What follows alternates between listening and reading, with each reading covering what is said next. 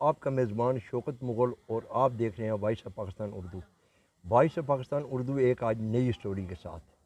वो स्टोरी क्या कि इस मुल्क के अंदर जो इतनी बड़ी अफरा तफरी, महंगाई का तूफ़ान, उस हवाले से आज मेरे साथ senior advocate high court Iftikhar Cheema साहब मेरे प्रोग्राम में, मैं इनको वेलकम कहता हूँ। मेरे साथ तजज़ियाकार चौधरी आतिफ इसाक साहब, इनको भी मैं अपने प्रोग्राम में वेलकम कहता हूँ। चीमा साहब, आपसे ये इब्तिदा करता हूँ, सर ये क्या होने जा रहा है जी? बिस्मिल्लाहिर्रहमानिर्रहीम। बहुत शुक्रिया मुग़ल साहब। आज का ये जो दौर टाइम गुज़र रहा है जिसमें आप हम सब इस आफियत से गुज़र रहे हैं, इस मुसीबत से गुज़र रहे हैं, उसमें बिजली का बिल और ये बाकी जो टेलीफोन का बिल, गैस का बिल, सबसे बड़ा अज़ाब ये बना हुआ है गरीब आदमी के लिए। मैंने भी बिजली का बिल देखा, इस दफ़ा गौर किया थोड़ा सा, तो जिस तरह टैक्सेस की एक रेशो बनाई गई है उससे लगता सिर्फ यही है कि चूँकि आगे कोई देखने वाला या इनसे पूछने वाला कोई नहीं है, तो जो टैक्स ऐड कर दें बस वो चलता रहेगा। फिर वो कब तक चलता रहेगा, वो किस मकसद के लिए था, किस टाइम के लिए था, ऐसा कुछ नहीं। हमने देखा नीलम झेलम प्रोजेक्ट पता नहीं कब का शुरू हुआ था, कब का ख़त्म हो गया, लेकिन उसका आज भी टैक्स जो है ना वो वसूल किया जा रहा है। बलूचिस्तान लेवी का टैक्स, भाईजान वो कब से हुई, फिर वो सिस्टम में आ गई, वो गवर्नमेंट के सिस्टम में चली गई, लेकिन उसका टैक्स जो है वो आज भी दिया जा रहा है। जीएसटी का टैक्स दो तीन दफ़ा ऐड किया हुआ है। वकील साहब, आप थोड़ा सा मुझे ये बताइए, क्योंकि आप एक कानूनदान हैं, हर टाइम आप से हवाले से पूरा दिन अदालतों में होते हैं।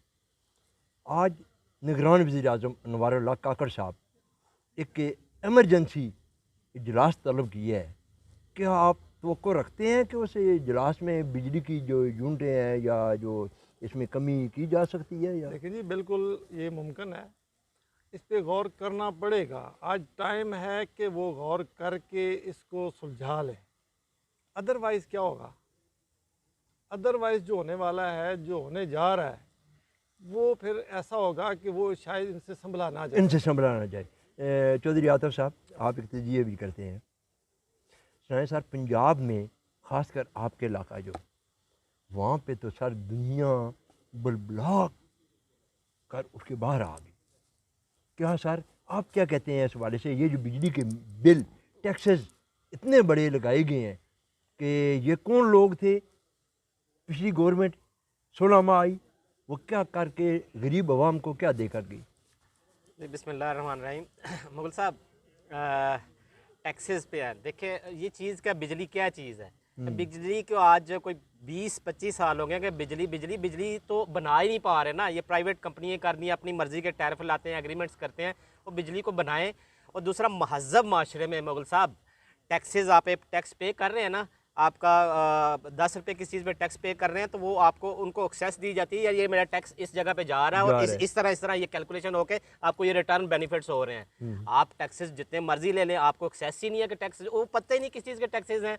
वो तो मैं कहूँ जब मुग़ल साहब के नाम का टैक्स तो लेते रहेंगे। टैक्सेस की चले टैक्सेस लें, टैक्सेस की अगर सिर्फ आवाम को डेफिनेशन दे दें कि ये वाला टैक्स आपका फलाने मद में जा रहा है और उसकी वो एक्सेस दे दें। तो दूसरा, बिजली का एक फेक ड्रामा है जी। बिजली बनाना चाहें तो बना सकते हैं, ये एक बस इन्होंने वो जो इनके एग्रीमेंट्स हुए हैं हिडन होते हैं, नहीं समझ आ रही कि वो एक ये बिजली बना रहे हैं या वहाँ पे बिजली गिरा रहे हैं। देखें, ये अपने आप को खुद गिरा रहे हैं। वो मैंने आज शेख साहब का बयान सुन रहा था, शेख रशीद साहब का, पसंद पाकिस्तान का। उन्होंने कहा कि यार फर्स्ट टाइम बग़ैर लीडरान के, बग़ैर किसी लीड किए हुए लोग पब्लिक रोडों पे आ गए, और ये बहुत बड़ी बात है, अजारी बात है सर। ये कोई सियासी इशू नहीं है, ये गरीब का अपना हक है, अपने हक के लिए बाहर निकली है। इफ्तिखार साहब, आप ये मुझे बताइए कि एक टैक्स नया भी आ गया है कि आप जब मोटरवे पे सफ़र करेंगे 3 रुपये 90 पैसे पर किलोमीटर के हिसाब से चार्ज किए जाएंगे। सर आप तो कानूनदान है, बहुत बड़ा जुल्म है। टैक्सेस तो ऑलरेडी बहुत सारे लोग पे कर रहे हैं। मोटरवे पे भी पे कर रहे हैं, चल रहे हैं। इसकी ताज़ा तरीन तो मैं आपको बताता हूँ कि अभी 2-3 घंटे पहले मेरे को अजीज़ आए हुए थे, तो उन्होंने जाना था वापस सरगोदा की तरफ। तो वो जब 4 दिन पहले आए हैं तो उस वक्त जो किराया था कोच का, आज उसमें 250 रुपया पर पर्सन इजाफा हो गया। 250 रुपया, अंदाज़ा करें आप कि ना तो उसमें ट्रांसपोर्टर को फ़र्क पड़ेगा उसका, ना ही किसी और सिस्टम को पड़ेगा। वो सारे का सारा तो जिसने ट्रैवल करना है उसके ऊपर आके पड़ेगा ना। जुल्म तो एक गरीब इंसान जो सफ़र करता है या एक मजबूर आदमी आता जाता है कहीं, सारा बर्डन उस पे आना है। चीमा साहब, ऐसी महंगाई पे कोई अदालतों की तरफ से सो मोटो नहीं लिया जा सकता सर? ऐसा होता है सर, सो मोटो लिया जाता है, लेकिन इश्यूज कुछ और होते हैं। जहाँ पे बेनिफिशरी सिस्टम सारे का सारा बेनिफिशरी हो, तो वो अपने अगेंस्ट सो मोटो कौन लेता है सिस्टम के। अब बिजली का सिस्टम देख लें, बाकी चीज़ें देख लें, हमारे सारे के सारे अदारे ब्यूरोक्रेट्स, बाकी सिस्टम, मुलाजमीन जो हाई लेवल के हैं, वो सारे को सारे तो इससे फ़ायदा उठा रहे हैं सिस्टम से। सर, गरीब उनके लिए तो का बच्चा मर रहा है, अमीर का बच्चा अरबों में याशी कर रहे हैं। यही तो नाइंसाफ़ी है सबसे बड़ी ना जी। इसी नाइंसाफ़ी के ऊपर ही तो लोग, गरीब बाहर निकला है। कोई अमीर भी आपने कभी देखा कहीं को एहतजाज करता हो? आज जो निकला है बाहर, गरीब निकला, तो वो गरीब निकला है जिसकी आमदनी जो है वो बहुत कम है और सिर्फ बिजली का बिल भी ऊपर पे नहीं कर सकता। बाकी बिल तो बड़ी दूर की बात है, खाने पीने की चीज़ें बहुत दूर की बात है, बिजली का बिल भी अदा नहीं हो रहा। आज निकला भी तो वही कह रहा है, उसको नहीं ज़रूरत किसी लीड की, उसको नहीं ज़रूरत किसी सियासतदान की, उसको तो सिर्फ ज़रूरत है अपनी इंसान की, अपने घर की, अपनी, कि मेरी ज़रूरियात जो हैं वो पूरी नहीं हो पा रही, तो मैं क्या करूं। तो वो जब निकला 1 से 2, 2 से 4, 4 से 10 बन के, वो बहुत बड़ा एहतजाज। और ये एक दिन की बात नहीं है कि समझा जाए कि कल होगा कि दूसरे दिन नहीं होगा। ये तो अब रोज़ाना होने वाला एहतजाज है, क्योंकि लोग समझते हैं कि ये जो अशराफिया को एक बेनिफिट दिया जा रहा है और बिला वजह दिया जा रहा है। समझ ये नहीं आती शौकत साहब, एक बंदा 2.5 लाख रुपये तनख्वाह ले रहा है। 2.5 लाख रुपया तनख्वाह लेने वाला बंदा घर भी फ्री में ले रहा है, ऐसे ही है, बिजली भी फ्री में ले रहा है, बिल्कुल, गैस भी फ्री में ले रहा है, ट्रांसपोर्ट भी फ्री में ले रहा है, गाड़ी ले रहा है। जारी बात है। और एक बंदा जो महीने का 20,000 रुपये कमा रहा है, वो उसका सारे का सारा बोझ वो उठा रहा है। जी अपना जैसे चीमा साहब ने ये जो बात कही है कि अमीर को जो 2-3 लाख रुपये तनख्वाह लेने वाले को तो कोई परवाह नहीं है जी, ये गरीब क्या करे। देखिए जी, मेरिट पे मैं 2 चीज़ें कहूँगा। क्योंकि आप वापडा के साथ मुंसलिक रहे हैं। जी मैं 2 चीज़ें हैं। देखिए, जहाँ तक ये जो चीमा साहब कह रहे हैं कि 2-2.5 लाख रुपया ले रहा है, ये मुख्तलिफ माशरों में ना अपनी अपनी कैटेगरीज बाइस वैसे उनकी स्किल्स होते हैं। आखिर कोई स्किल जिसमें है तो वो डेफिनेटली ज़्यादा लेगा। मकसद ये कि ये क्यों हो रहा है, हो ये रहा है कि यार सिर्फ कानून इम्प्लीमेंट नहीं हो रहा। मैं वकील साहब, मैं मोहतरम, मैं पूछूंगा, क्या सर एक बात खुल के जरिए में, प्रेसिडेंट साहब ने इलेक्शन कमीशन के चेयरमैन को कहा कि यार आप मेरे से मुलाकात करें, वो नहीं आए, तो क्या आप क्या समझते हैं कि यार ये कोई उन्होंने ऑर्डर दिया ना, कानून के यानी नहीं माना जा रहा। हमारे मुल्क में अब एक दूसरे की बातें नहीं मानी जा रही, एक दूसरे को बताया जा रहा है कि मैं तेरे से ज़्यादा ताकतवर हूँ, तो मेरे से ताकतवर है। कानून की पासदारी नहीं है। बाकी ये जो रैंकिंग है ना पैसे वाइज, ये कोई ज़्यादा कमाता कोई कमाता है, लेकिन एक वो बेसिक जो चीज़ें हैं ना, जो टैक्सेस कलेक्ट किए जाते हैं, वो एक इंफ्रास्ट्रक्चर या 300 यूनिट तक फ्री कर दें। आज वो इस्तेकाम में पार्टी वाले कह रहे थे कि यार मैं 300 यूनिट तक फ्री कर दूंगा। मैंने फिर उसको ट्वीट का जवाब दिया, मैं कि यार तू इस तरह करना कि पहले अपनी शुगर में लेके जो तेरी चीनी है वो तो कम करना, फिर बाद में आएगा, फिर तू कम करें जाके। यानी बातें होती हैं, सिर्फ कानून की पासदारी नहीं हो रही। सर, कानून की पासदारी नहीं हो रही, इसकी वजह ये है, मैं अपना चीमा साहब से पूछता हूँ कि चीमा साहब, जो लोग इस काबुल हैं, इन स्केलों के काबुल हैं, वो गली मोहल्ले में धक्के खा रहे हैं, वो नहीं बैठे हुए हैं सीटों पे, उनको सीटें मिलती भी नहीं हैं। क्या ऐसे लोगों को प्रमोट किया जाता है, ऐसे लोगों को सीटों में बिठाया जाता है? ना तो सर उनको कानून का पता होता है, हमने क्या फ़ैसला करना है, क्या ऑर्डर करना है, किस पे साइन करने हैं। क्या हमारी ये सबसे बड़ी बदनसीबी ये नहीं है? मौलवी साहब, मैं माजरत चीमा साहब से अपने सवाल का जवाब नहीं, एक मिनट लग मी सर, एक मिनट जवाब दे रहे हैं। जी। देखें जी, जब वहाँ मेरिट का कत्लेआम होगा तो उससे बेनिफिशरी जो होता है पहले जो सिस्टम में बैठा होता है उसको पता होता है कि जब मेरिट पे आने वाला जो बंदा है वो सिस्टम की बात करेगा, वो कानून की बात करेगा, ऐसे ही वो है। लॉ की बात करेगा। तो बेनिफिशरी हमेशा ये सोचता है कि मुझे कौन सा एरिया, कौन सा तबका, कौन सा सिस्टम सूट करता है, तो उसको सूट वही करता है जिसको वो आउट ऑफ द वे जाके लेके आएगा।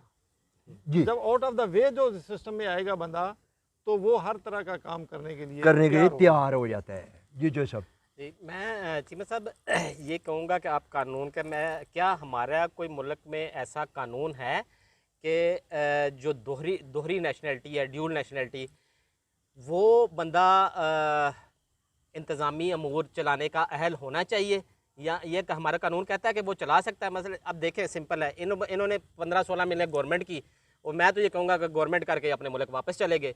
क्या हमारे कानून में ऐसी कोई गुंजाइश है कि दोहरी नेशनलिटी होल्डर वो आपका को वजीर ख़जाना लग जाता है, कोई भी वजीर तबान वजीर लग जाता है, है? ठीक है। तो ये सही है? अगर है तो इसका मुझे बताएं कि ये कानून ठीक है? नहीं, अगर कानून में कहीं भी नहीं है। देखिए, ड्यूल नेशनल जो है वो आपके मुल्क का कोई इंतजामी अमूर नहीं संभाल सकता।